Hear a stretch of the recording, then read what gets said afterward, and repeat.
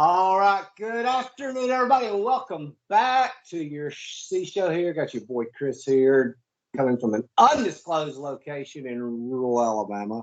And I got a very talented young man here with me today named Mason Haffie. Mason, how are you? And thank you for coming on the show. Hi, I'm well. I'm excited, and I thank you. All right. Why are you so excited? Um, because there's actually a few. Well, first of all, I want to say, and how are you doing? Oh, I'm excellent. Good. Okay. I am excited because there's a lot of big changes in my life that are pretty drastic, and I'm just excited and grateful to see where my life's gonna go. Not to mention, I am having an interview with you, which is awesome, and I'm just overall excited about my art, my music, my career. Like, I feel like I feel really excited just about a lot of things. Tell me about that. I noticed when I first came across you, very artistic young man in many different areas, but music seems to be your passion, right? Okay, so music is my passion. It's my life. I've been doing it since I was a kid. Every aspect you can think of it, and what I'm learning is that there's an endless amount of different things you need to know for music. But overall, my passion really is creating. I'm a creator, I'm an artist, but I like to specialize more in creating beats and stuff like that. So everything I do that's art is all tailored to usually creating an album or a music video or a song. So if I draw a drawing, I'm usually drawing cover art. Like, it doesn't matter what I'm doing, it'll eventually go into my music. So you draw all your Well, art. not all of it. I draw a lot of my own cover arts, and I love drawing in general. And then I do photo editing and stuff like that to make my cover art or my album art. Then I do videography, and I make my videos. I write my lyrics. I make my beats. Do the fashion. My cousin helps recording sometimes, and she makes my videos really clean cut. It's her specialty. Where I'm a little bit more raw and edgy at times because I still have some learning to go. But what I have learned is that there's an endless amount of knowledge to learn when it comes to creating my craft, and I just want to keep learning until I die. Um, do you have different genres of music, or just one you specialize in? I have Okay, so what I've always said since I've made music, so coming from other people's words and then mine, people have expressed that they have a hard time pinpointing my genre.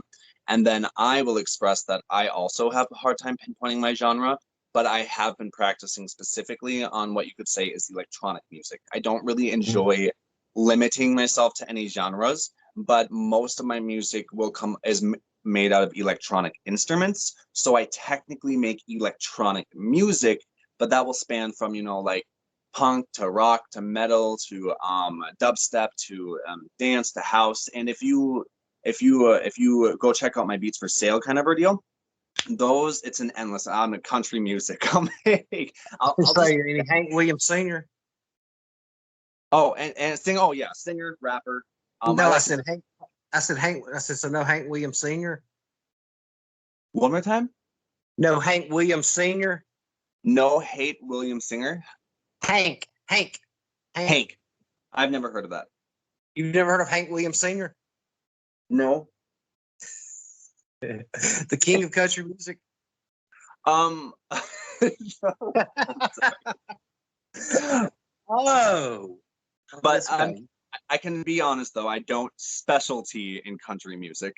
I've just dabbled it a few times. What I make primarily is dubstep, and that's influenced by my friend group because they love dubstep, and it always gets me all hypey. So no. What like is dubstep? dubstep, what is it?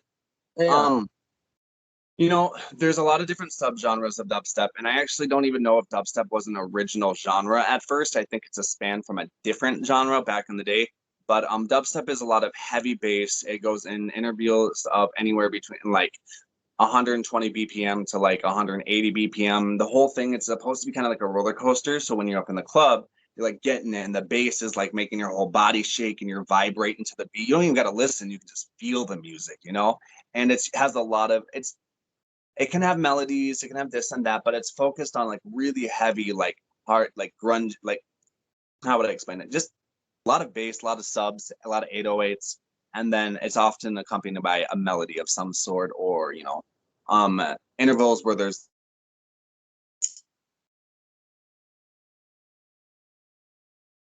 tell you that word for word, though. See, no, I'm still waiting for somebody to teach me how to doogie. You know, I haven't even. Good luck. I tried, and I'm not good at it. I seen the Cupid Shuffle once, and I don't think I could do that either. Cupid Shuffle. That's the one dance I learned how to do. I did it. I did it on skates actually when I was a kiddo at Skateville. In Minnesota. Yeah, that was one of my passions growing up until my feet started hurting, so I just stopped for now. So Mental House Records. Mental House Records. Yes. Yeah. Word. I mean, so you're crazy.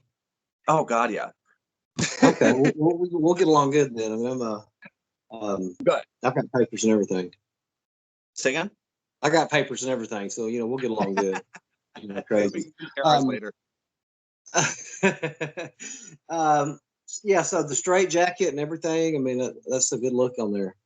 Thank you. I thought it was really form fitting to my body. Really, it's definitely good. I mean, you had your hair cut a lot shorter, so I mean, it was a nice touch. Yeah. So do you want to know? Thank you. Do you want to know a little bit about the background behind Mental House Records? I would love to know that. Okay, so let's get serious about it. I have it posted on my YouTube, so I've expressed my story a little bit, but I will be more open about it in due time because I want to be able to help the world in a way that others might not be able to. With that being said, Mental House Records, tongue pop, Mental House, I can only do that on accident, but Mental House Records, seriously, Mental House Records spawns from, okay, let's backtrack 3 years. The term, oh, that person's crazy. Well, I literally went crazy. I had a psychotic breakdown, and it was, and it was, huh?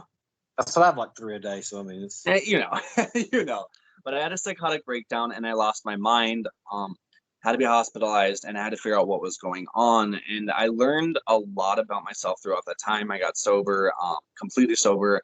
And a lot of people would be like, "Oh, get on more meds." I was on meds. I was on 7 different medications, and I, in my heart, was like, "Okay, I think this is what's driving me crazy, the medication." And every person who has, my mental health disorders, not every person, but are like, "Oh, I don't like meds for this or that," but it's like legitimate. My medication I was on was driving me crazy, so I went against what my doctors advised, and I got off of all of my medication. From that point, I was then able to find myself, and I learned that I hated myself. So from that point, it was trying to recover from my psychotic breakdown, learn about who I am completely sober with as minimal medication as possible, and try to find who I am. I was even questioning whether or not I was really an artist or not at that point, because I was on, medication for so long. Was it the art that I was making, or was it the drug making the art, or was it me making the art, or was it the drug making the art? So I was dealing with craziness, learning how to be sober, yada, yada, yada, gaining a crap ton of weight, and my body image went down, and I was just losing it. So after a while of, feeling pity for myself and being scared and not knowing what to do and figuring it out, I started, immersing myself into art again. I attempted to make a business or quote unquote record label or whatever back in the day called Meme Productions. It's currently on the back burner. But I lost my mind, and I felt so insecure about the world, thinking I was crazy. I was like, wait, as time progressed, I realized, wait, why do I care? Why do I care? So as I practiced my self-love techniques, my affirmations, my grounding, my mind started recovering and getting better and stronger and better. And I started learning how to be more compassionate with myself and learning how to love myself, and then learning who I am. And then one day I looked in the mirror and I was like, oh my God, that's me. Like I started using hard drugs at 14, and then I was on and off, doing stuff until I got older. And then after about a year of being sober, I looked in the mirror and I saw myself again, and that brought tears to my eyes. And then I thought about all of these different, stereotypes and how Hollywood makes out people with my type of mental disorders to be crazy and psychotic and killers. Like, we're all gonna kill people. It's goofy. Because what I've learned, and to point out, I struggle with psychotic audio hallucinations. But with that being said, I delved into my art, and that became my cure. Over and over, every day I was creating, and I can honestly say my artistry level started getting better. I started feeling more passionate, more confident, and then I started eating healthier, became a vegetarian, aspiring and vegetarian, and I kept doing everything in my power until I came up with this idea of mental house. Mental. I've been dealing with my mind, all of my parts, my audio hallucinations. Which by the way is basically like a really loud whisper all the time. That's what it sounds like. It's basically your thoughts, but you can hear them out loud. So I was like, I said, you know what? I'm gonna go ahead and capitalize on this. I am proud of who I am. I'm weird. I'm edgy. I'm me. I'm Mason. I'm mental house. So mental, all the parts in my mind, and then house. I myself have to be the home to all of my parts, and so I can, be happy within myself. So mental house is basically a play on, showing the world that I don't give a frick if you think I'm crazy, as well as expressing the fact that in my mind and in my heart, my body, my temple, I am learning to feel at peace with myself and accept me for who I am. And now that I've been able to, utilize my own mental disorders and my own mind, I decided to name Mental House Records because that's my stage name, and it just made sense. No one else took it either, and I'm the first mental house out there. So, other than this one guy who dropped in a song called Mental House, and then from that point on, it's just been learning everything I possibly can to become the best business owner and producer and artist and creator that I possibly can, so that Mental House Records can be the foundation for other people who maybe are more insecure about the same things I was or dealing with the same things, so I can help bring them out of their shells and show them that you can take something so dark and so crazy, but turn it and utilize it and use it as your foundation to a better you, to a new world that yeah, Mental House Records. So there we go. Sorry. No, you're fine. When we cut film, remind me to ask you something. So you seem more, I guess, more you're one now instead of many different parts. Is that question makes sense? I am Mason Haffie. That's who I am legally and who I've always been. I've always known that. Now there's parts inside your mind. They're essentially characters. From like, how about an acting point of view? They're essentially characters that take up their own personalities and their own shapes and their own opinions and stuff like that. But with enough practice, you can learn to control these parts and help these parts navigate through your mind, your neurotransmitters, to help you with certain things. So back in the day, I couldn't control what my parts were saying. No one else can hear them. And I am not these parts. They're just parts of my brain. And when this first happened, when I first had my psychotic breakdown, I almost died a couple times, if I'm to be frank, and it was really scary, and I thought I was going to be crazy forever, doomed and to lose my dreams and be destined to be whatever. But as time went on and progressed, as I practiced self-care and affirmations and meditation, I started to be able to control my parts, much like you would control your thought, like thinking, oh, I want to, so whatever. So now they don't no longer have like their own ability to like talk or this or that or whatever. Like I now am in control of my mind completely again, and I can still hear them, but they'll say stuff like I can have them. It's just like a thought. If I want to say I'm beautiful, I can look in the mirror and I can think I'm beautiful. All the difference is it just doesn't sound like my inner dialogue. It sounds like, well, now it's my inner dialogue, but it doesn't sound like my voice or how your thought would sound like your thought. It just sounds like my mom or something like that. Do they ever speak out loud? My parts, no, they no one else can hear them, obviously. It's audio hallucination. In the past, did they ever speak out loud? Yes, always. Okay. They're always 24/7 talking. But the fun part is I can control what they say now.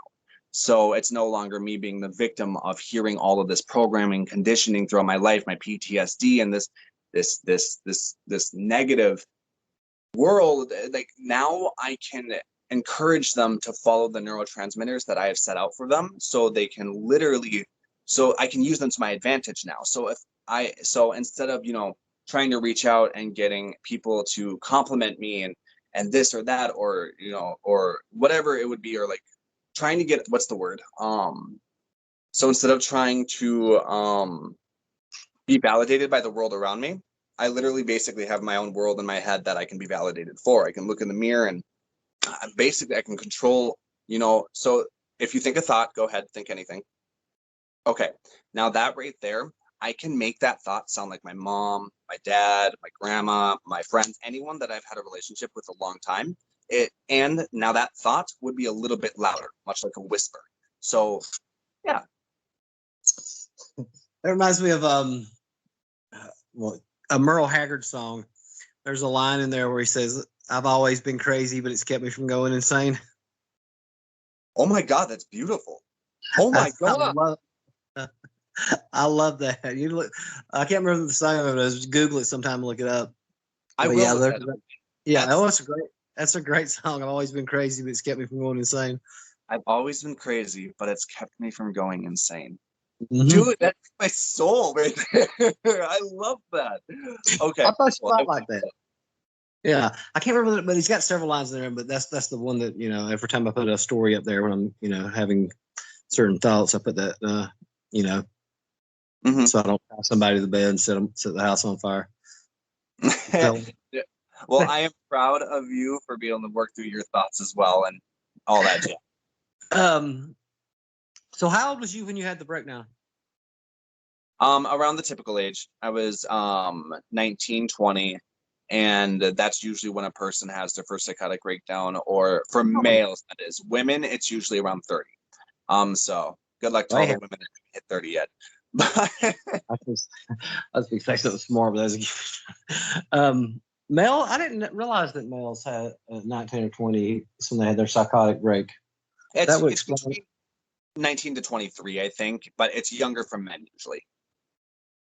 That explains a lot now.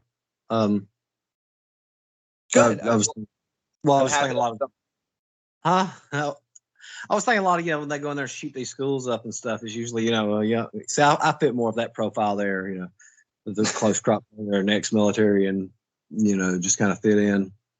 No. Yeah. Because we were, I was moving one time, and I have rifles and stuff like that. And a friend said, "Well, you're not going to talk about putting them in the car." I said, "No, I'm going to wait till the cover of darkness." And he said, "Well, they're all legal, and you have permits, right?" And I said, "Well, yeah." I said, "But if somebody calls the police about a 35-year-old white man putting a bunch of rifles and ammunitions in the car, I'm probably going to have a visit by the police. And I just really don't want to." It's possible. That's just a conversation I just did not want to have with him. So your albums, these are same songs that you've written. I have quite a few albums out, and I'm still learning. I have a lot of learning to go. I'll tell you what, I have a lot of learning to go. But all the albums that I have produced thus far, my albums, my singles, my EPs, whatever, I do produce them. I make them myself. I use preset loops, and I also use my own, digital artistry, and I sing, rap or whatever. But yeah, my album, like this one I just dropped, it's called This Is Electronic. It's just it's a little makeshift album currently. Of all of the electronic music I've made, all of the dubstep and stuff like that. I have another album called Rabbit Hole. That album was my first album I ever released on Spotify, and that was really exciting. And that whole album, it's a mix of different genres, but it's about essentially how I lost my mind. It's my story, my song Bang Bang Bang. I was so afraid of, I was so paranoid. I was afraid that people were gonna come into my house and shoot me down and steal everything I have, and specifically the cops. That's what my big fear was. My PTSD spawned from cops. And so the rabbit hole is basically it's my best interpretation at the time of what it felt like to literally lose your mind and then come back out of it. And I wrote kind of a little prologue so people could understand a bit more how I felt and what was going on. I am a survivor. I made suicide, the closest I ever got to it, and it scared me crap shitless. But sorry, I swore again. But what I learned is right when it was almost too much, and I was so scared, the first thing I whimpered to myself was, I don't want to die. And that was the first time in my life, and I was like 22, 23, that I realized that I want to live life. And ever since then, I have been doing my best to live it up every single day. And then Yeet is my other album. Silly name, but I said the word a lot. I was so addicted to saying that word. And it's just a bunch. Go ahead. What? What does that mean? Nothing. Yeet? I don't know, actually. Like yada yada yada from Seinfeld? Um, no, like my mom loved that show. But no, people would be like, I don't even really know what it means. Like yeet yeet. Have you never heard like anyone on the internet say that? No. I think it's just like I say it when I'm excited or when I'm like really high energy. I'm like yeet yeet yeet. Like I don't know. It's like I don't know. But it's an actual slang word for something. I just don't know what it is. Okay, so what's the first what's the question I was gonna ask? Oh yeah, you have a lot of pictures with depicting death. Yes. Death is death. Now, let me ask you: are you referring to death as an individual or a living creature dying, or death as in Death the Grim Reaper? Well, or both. Why don't we just say all of it? I'm just saying pictures of you, as depicting yourself as a corpse. So this is the way I see it. There is beauty in darkness, but it's really hard to see that beauty when you're in the dark. So when it comes to death, okay. First of all, we'll start with the Grim Reaper. How about this? The Grim Reaper, hold on, there we go. Right there. I love the Grim Reaper because his name is Death, he is Death, yada yada yada, whatever. But the Grim Reaper isn't evil, and everyone always depicts him as this dark, daunting, evil monster when all he ever does, his job, he's dedicated an eternity to helping the dead find where they need to go. Imagine dying and then just being like, well, good luck, bro. Like that's scary. So if there is an idea of the Grim Reaper, his being is actually so kind, because though he's dark and scary, or it's dark and scary, it's dedicated its entire eternity to helping lost souls. There's something beautiful in that. And I've always had an infatuation with monsters, okay? I love monsters. Now, not scary monsters. They can be scary, but I just like monsters. Not a fan of horror films, but monsters, creating them. And like, because there's this idea that monsters are evil. And I know that's the most common perception, but I've come to realize and learn that you can there is love, there is beauty, there is light in every monster, and it's in there, but something's blocking it from letting it out or whatever. So what I like to do is I like to take the darkest things in the world. I like to take death and black and evil, and I like to turn it into something beautiful, because I want the world to know and see that within the darkness there is always light. Within all that is evil, there is good. You have to look for within every monster. There is a beautiful creature to be loved. And it's like, why do we have to depict all of these monsters as ugly or for death, for example, like actually dying? Yes, it's sad and it's hard, but the thing that comes directly after death is rebirth. Like death of oneself, death of one's ego, death of negativity, whatever it may be. Death is necessary. It's the balance to life, and life is beautiful. In classic term, life has death. Why does everyone love me but hate you? And then death says, well, you're a beautiful lie, and I'm an ugly truth. And it's like, I just think there's beauty in darkness, and when a person's there's beauty in death. There is beauty. There's beauty in death. I do believe that. I believe there is beauty in death, because when a person passes, or a creature passes, or an animal or an ego dies, or a person's old self dies and then is reborn, or you take that Christian term, or you can take that in any religious or just a spiritual one. When real death or metaphorical death, it's the opportunity for rebirth. In Minnesota, where it's winter, every year all of the plants die and then come back to life. Spring, it's like death itself can be sad and scary, the real death, dying, and it's terrifying. I'm afraid of it, but it doesn't change the fact that even when a person may be close to death, to be able to find beauty in their life still, and I've had a couple of deaths in my life now, and it's hard and it makes me angry, but to be able to see good, see love, and just to remember to celebrate that person's life, I think that's more beautiful than mourning the passing of someone's life. Celebrate the person's life instead, kind of a deal. Well, I'm sure you've been to a funeral before or whatever, and you said the person who's passed, they look much better than they did a few days prior when they were alive. Say again?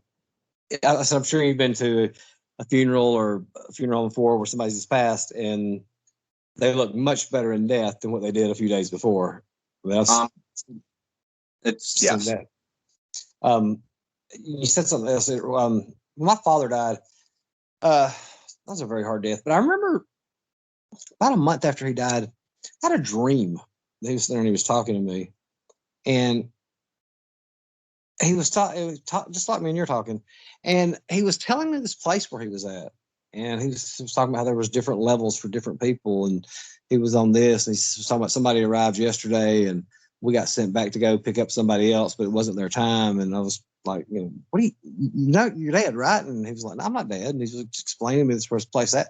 And I finally woke up, and I mean, it was the most realistic thing that there was no doubt in my mind I was talking to him at that moment. That's awesome. And there's no doubt in my mind I was talking to him. Did that help you in any way? Did that make you feel better at all? Yeah, it did. It did, because that was a hard one to get over with. It was really rough. But yeah, that one did help me because he I was the last person he talked to. Called me at like 2:00 one morning because he was down there, hospital just down the street, and asked if he needed me to come down there, and he said no. And then that night he took a turn for the worse and passed 4 or 5 days later. But yeah, that helped a lot. And I see what you're saying, that there's beauty in death. You said you're not afraid of dying, though. No, or you are afraid of dying. I'm sorry. I am afraid. When I was younger, I used to think that I wanted, for a long time, most of my life, I always thought I kind of wanted to die. And I got pretty close a couple times, but when I did get closer than I ever have, that's when I realized in that moment that I didn't, because my first reaction was to save my life in any way I could, and I whimpered to myself, I don't want to die. And I learned that in a sense, I am afraid of death. I'm afraid, but I would say I'm more so afraid of not knowing if anything happens afterwards. But then it's like, what's the point of being afraid of it? Simply put, yeah, I am now. Now I'm afraid of life. What I'm afraid about is laying in my deathbed, looking at all of the dreams around me, crying and asking, not, metaphorically crying and asking, why didn't you do anything with us? Like, why didn't you help us become alive? Now we're all going to die with you. And on a metaphor, that's a question asked by Les Brown. He's a great speaker. But the idea of not being able to live my fullest life before I die, that's what I'm afraid of. And I used to be, it used to consume me 24 hours a day thinking, how much longer I got, how much longer I live.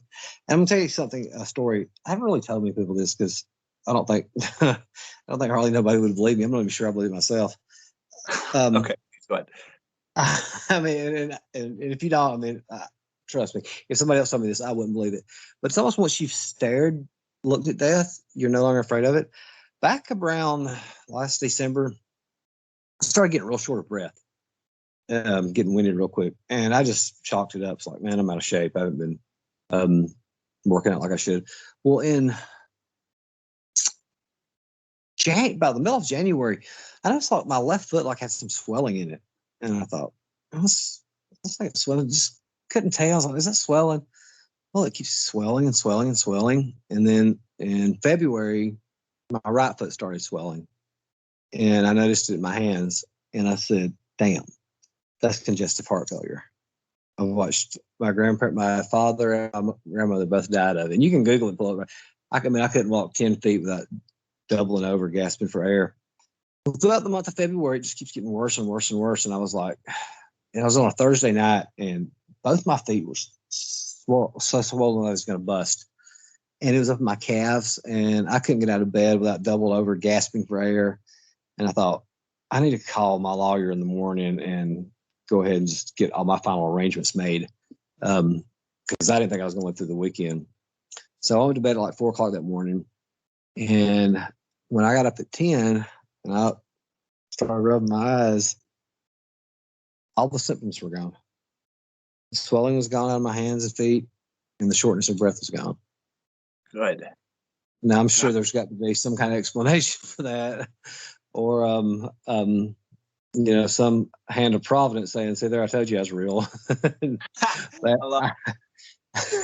I mean, I don't know what happened. I mean, like I said, I haven't told many people that because I wouldn't believe it if somebody told me that. But I swear, it's honest God truth. The way I see it is, why wouldn't you? Why wouldn't a person believe that? Because at the end of the day, we all know there's things in this world that we don't understand. We all know that there's questions that still haven't been answered. And at the end of the day, I, with my own eyes, have seen miracles happen. I know, and it's not even based on a Christian thing or a Catholic or a religious thing. I have just seen legitimate phenomena that is just beautiful and amazing and confusing and sometimes a little scary. But if it's a good thing, then whatever you call your God, whatever it is, it's a miracle. It's so whether I would have believed you or not, which I do, what's more important is that there was something that invoked hope in your eyes and your heart, and whatever is out there, what if there is anything or whatever happened, good happened to you. And in my eyes, that's God. So that's really, really cool. And I'm happy that, you're good. Yeah. I figured it was going to happen, but, like 20 years from now, with the, fried foods, us Southerners, I figured, catch up eventually. I just wasn't expecting it to be that quick. Yeah. We don't live long. Because, somebody said something. Somebody said, well, you'll live a long life. I said, look, the average age of death in my family is like 57. So, I mean, statistically speaking, 80-something% of it's over with. So, but I guess until you get the genes.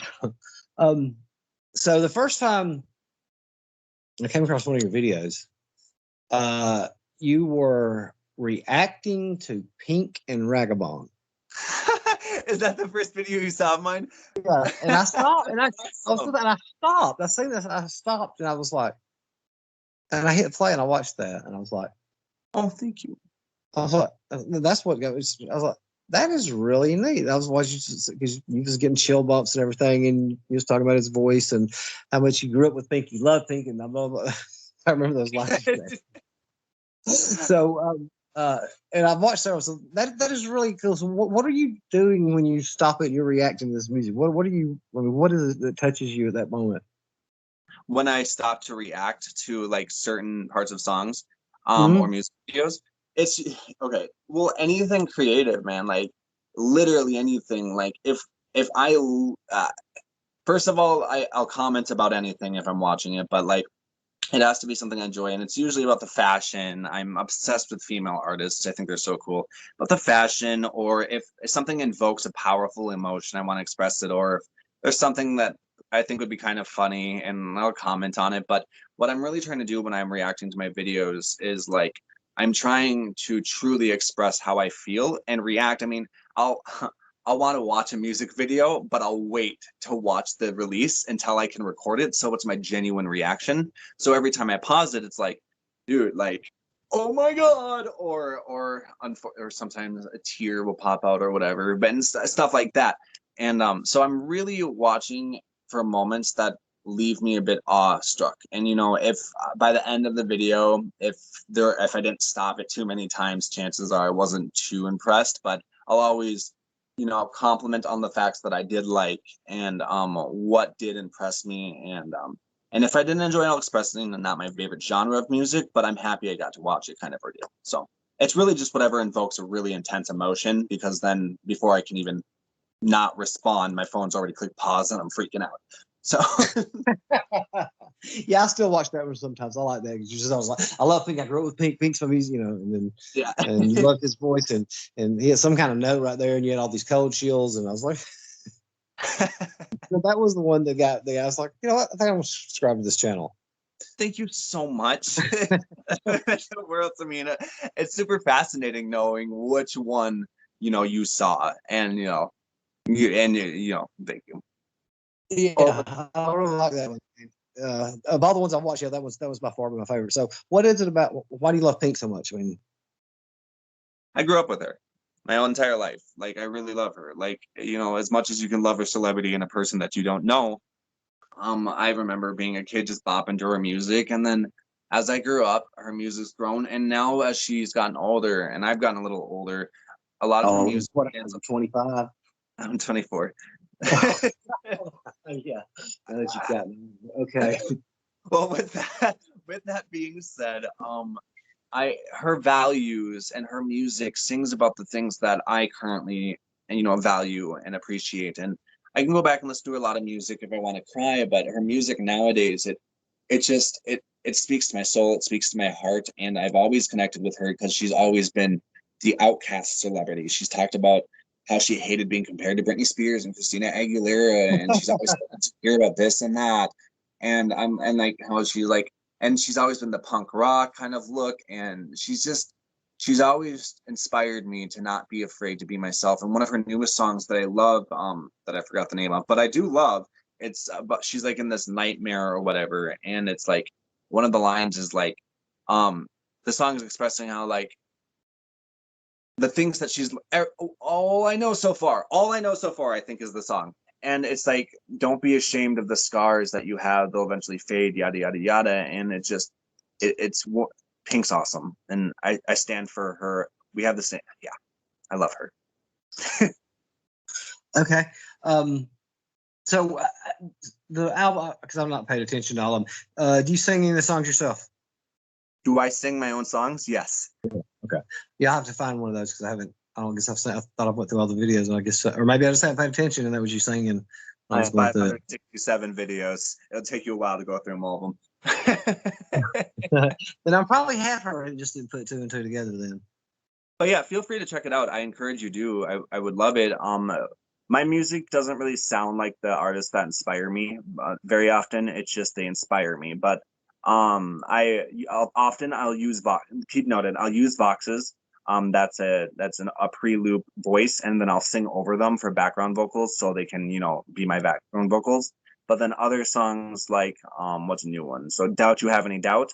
That is primarily my voice with very limited vox in the background, or I Want to Be Here. Like, so, and voxes usually sound like they're just preset loops that if I want female background vocals, I'll throw those in there, stuff like that.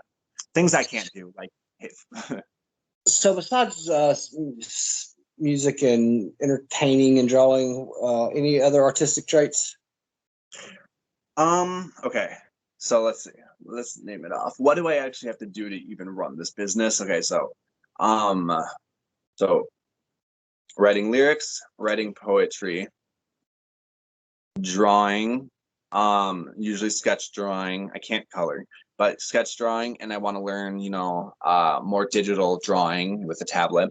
But then rapping, acting. I love performing and acting. And then creating music, obviously, so producing beats and whatnot. I like to pretend I'm good at dancing, but I kind of just have a seizure on stage, but that's kind of what I do. That's how I dance. And fashion, and then makeup. I used to do a lot of feminine drag, but I realized I like being on the monster-esque side of drag. What all right. So feminine drag, I'm guessing, is like a girl, and so what's monster-esque drag? Just think of like pretty monsters. I like looking pretty, but I like looking scary. Okay. Greasy. I like looking like I do a lot of heroin, but I don't. But I don't do that. I don't do any of that. Yeah, I had a guy on the other night who was from Peru, and I said, "So I just gotta, tell me, what's the like down there?" He goes, "What's the nose candy?" Oh man, he goes, "Well, I said, "Dude, bro, you're in South America. I mean, come on." Don't even lie to me, okay? That's gonna tempt anybody. I'm glad you don't do heroin though. I'm not on heroin. And earlier you asked, why do I always make myself look like I'm dying or something like that, or death like? It's because I really just like heroin chic. That is a style. It's just, it looks like a high-end heroin addict. I don't know if I've ever seen one strung out. A high-end heroin addict? No, Yeah. if they actually do heroin. But if they don't do heroin, they just look like a model and need to eat more and probably have too much grunge. You know what grunge looks like, right? Grunge, punk grunge. Yeah, I'm not that old. Yeah, like that kind of style.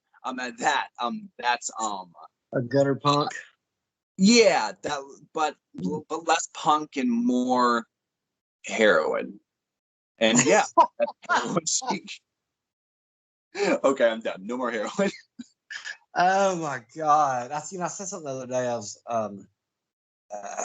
somebody your age said something, and I said, "That's damn millennials," and I was like, "Oh my god!" I was turned into my father. Oh, that's funny. I said, "I know." I realized that. I was like, I get it. They're it's totally different eras. I never thought I'd live to see what I've lived through now, and it's like, and I can't imagine what it's going to be like in 20 years. Yeah. I'll be dead.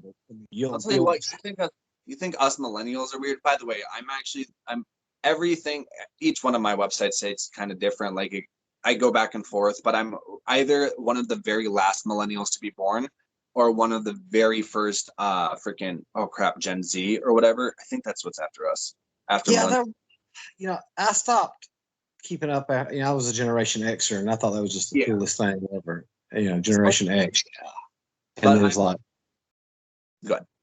No, I was just saying, then it's like, damn, all these years slipped by, and there's a lot more. We're not even cool anymore. We're like the boomers now, I'll tell you what, these Gen Zs, they're wild, bro. They're wild. Oh my God, people think the millennials were like weird, different, or whatever. Like the Gen Zs, the ones after the millennials, they're confident, wild little ones. And like, Z's after millennials. Let me ask Alexa, who's after the millennials? Generation Z comes after the millennial generation. Okay, I was yelling about the Generation Z's then. Generation Z, is they're the youngest after the millennials, and I'm either one of the oldest Generation Z or I'm one of the youngest millennials. Each website says something different, but that's usually one of the two it says. And I'm sorry. I love part of Gen Z. That's what I want to be part of. I like the Gen Z. They're crazy. Well, being from Alabama, we just now got up to probably caught up to the 1980s, and so we're still 40 years behind, the rest of the world. And somebody said the other day, said, you think like somebody 30 years older than you, and I said, well, that's what happens when you come from small town Alabama. I said, but I'm actually liberal compared to most of them. See, that's interesting. Fun fact, my mom's side, I can't give you too much details because I don't know too many, but my family used to be like my bloodline. My mom's side used to own like a shit or a crap ton of Alabama. My bloodline actually comes from Alabama. And that's from Minnesota. So that's fun. And I visited before to go meet my granny. And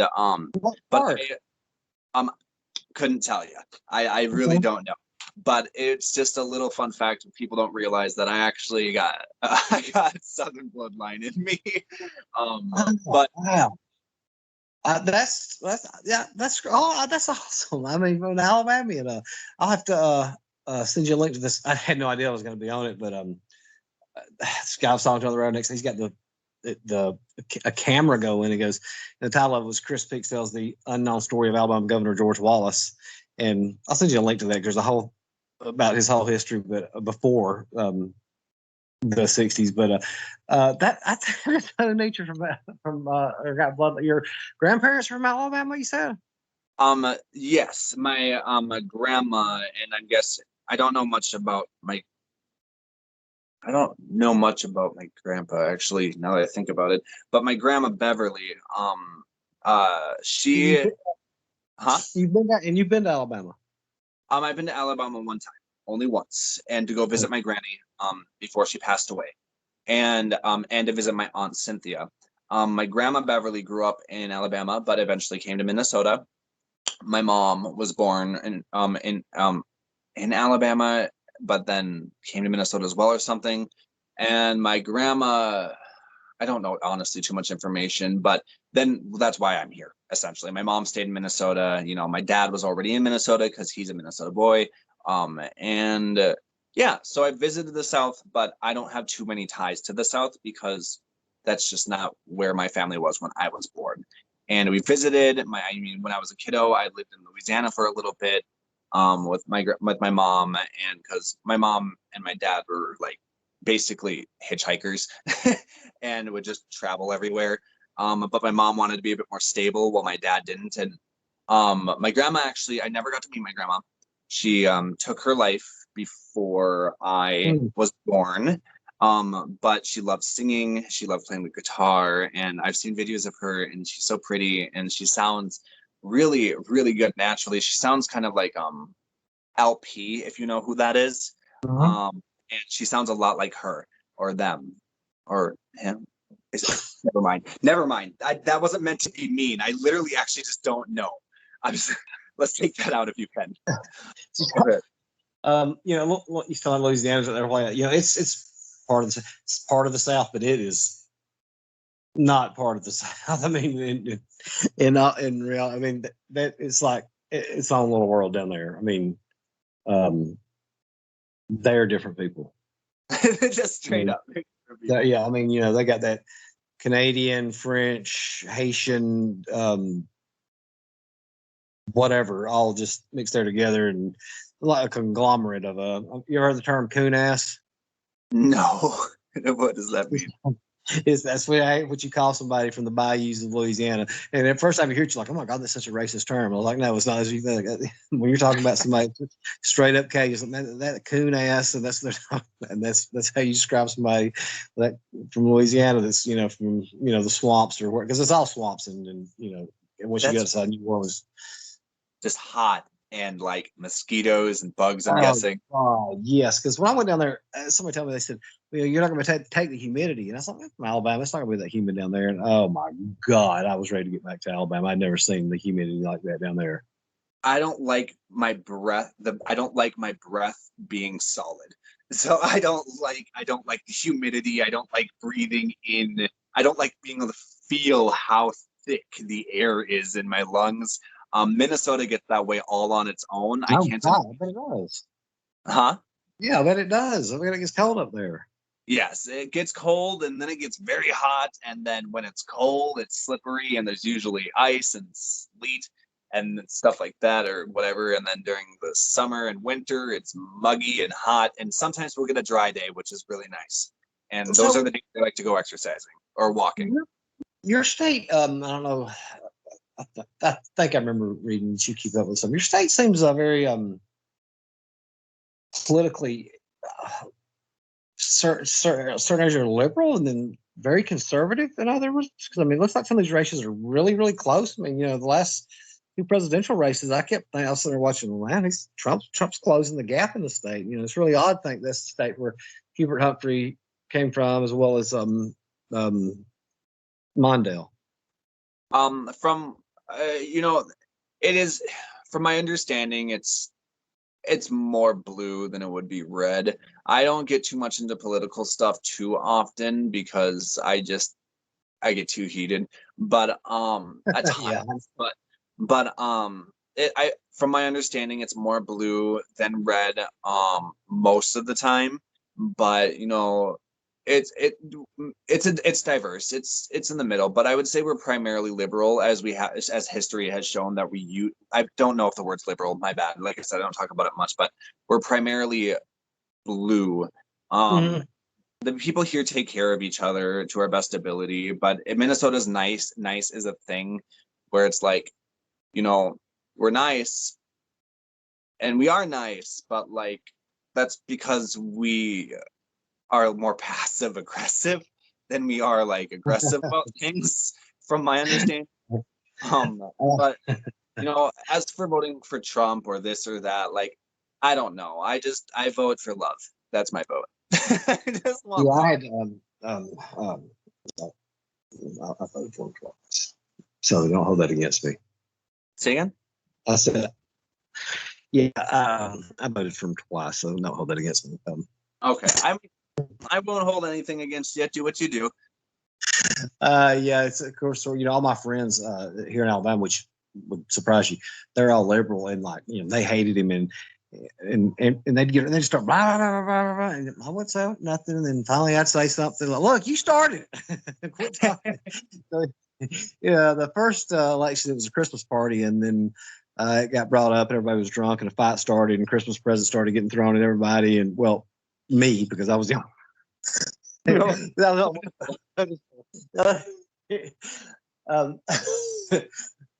let me quick story about that. It's about a month or two after the election. I would me and one of my friends went to eat with his father. His father was the former lieutenant governor of Alabama, and we were sitting there talking. And we stopped at this bar late that afternoon and talked to somebody else, and kind of going over the race. And the guy goes, well, "Who'd you vote for?" And so I voted for Trump. The next guy goes, start cussing me out, and I was like, "Hey, look, damn it, my vote didn't put him over the top, all right?" Yeah. Okay. Sorry. That's kind of funny though. But no, not the cussing part, what you said last prior. But no, I don't think there's any reason to go out of your way to spread negativity or cause any negativity. People are going to vote for who they want to vote for. I choose to say hush hush about most of my opinions on this, but I am open enough to say that I am definitely leaning towards blue, but I see good and bad on both sides, and overall, I don't think it should be a war against each other. I genuinely think it should just be a war and trying to do what's right. I think we should really just try to do our best, but I'm young.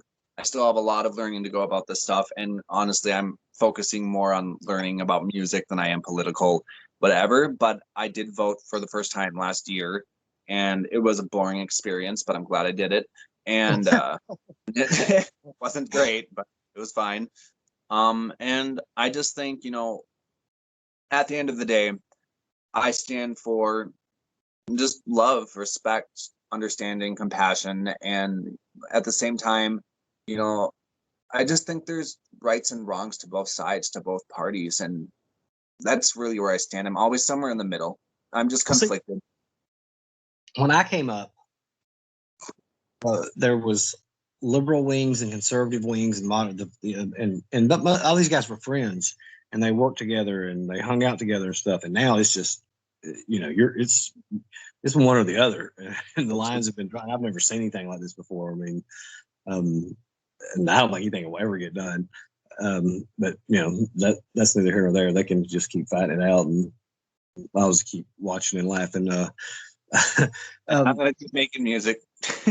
Yeah, I think that because I've seen and heard this with a lot of people who like music. That when you said that about love and friendship and all this, do you think music has something to do with that, to make you more open and caring? And I think it can, if that's what you want to do, if that's what it invokes. I mean, there's technically scientific, mathematical, and psychological advances to making art, and if you want to, be on radio edits or want to collaborate, like a lot of music is made to be scientifically designed and wired for you to like it.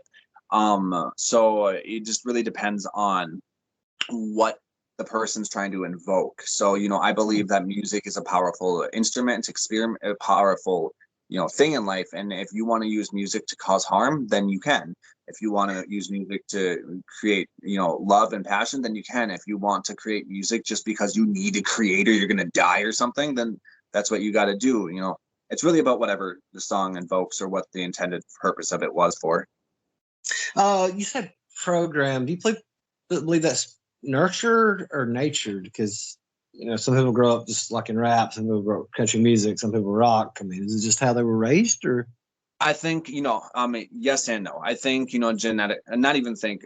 I want to say I think but because I don't know all the facts, but I do know that there's a predisposition to every human being liking certain types of genres and certain types of music. It comes to conditioning, it comes to programming, it comes to the people around them, their environment. At the end of the day, every person is probably going to like what they like because in the first 6 years of their childhood, when they're in the tummy, and as growing up with their families, and there's a certain type of music they listen to. But as that person then grows up and starts going into elementary school, then junior high, then high school, they start learning about who they are and what they like, and then but at the same time they're learning about their environment and what their environment likes. So now, even if they grew up listening to metal like I did, and also hippie music because my mom was a hippie, my dad was a metalhead, and so like Metallica and Jack Johnson kind of ordeal. I grew up in my environment, and I've learned that I really, really like bubblegum pop. I love any subgenre of pop, but then my friend group likes dubstep, so I learned that I like dubstep. So I think there's a predisposition for every individual to like a certain type of music, but that doesn't determine what kind of music they're going to like in the future, or what kind of art they're going to like in the future, because it's a really matter. And once they're done with high school and junior high, and people start learning about themselves, around age 30 is when the mind can start actually doing this part easier. But they can learn. That's when they start learning. Well, maybe I kind of like this, or I like that, or yada, yada, yada. It's no longer about what the world likes, though that is going to have a certain concept within their mind. They start learning about what they like. But now on a scientific and psychological level basis, music such as bubblegum pop, my favorite genre, essentially, it is designed, the tempo, there's called this magic note, there's this magical metronome or whatever. It's designed to be catchy. Every song you hear on the radio, it's designed, though the artist can create it and this and that, there's a certain pattern and certain pitch and key and way of singing that is used and will always be used because something about it makes the brain like it and like it more, even if they hate this song. So like I've listened to music that sucks, but I love it. And that's more of the scientific side, the psychological aspect to making music, patterns and math and whatnot. Because I found music, there's all kind of genres. I found songs that I like, from gospel to rap to rhythm, R&B, country. I mean, I guess if it's got the right beat and the right kind of words, I can get into it. It makes me feel something. Yeah. So this has been real fun. I hope you enjoyed it. Tell us again all about your YouTube station and your records, so I can put it in there at the beginning so people can check it out. And thank you very much. Okay, so real quick, do you want me to do it like an intro that I would do, or just a promo? However you want to do it. Okay. Hey everybody, Mason Haffie here, aka Mental House. Thank you so much for. Oh wait, that's an outro. Okay, here, hold on. Okay. Anyways, thank you so much for watching. I'm Mental House here, aka Mason Haffie.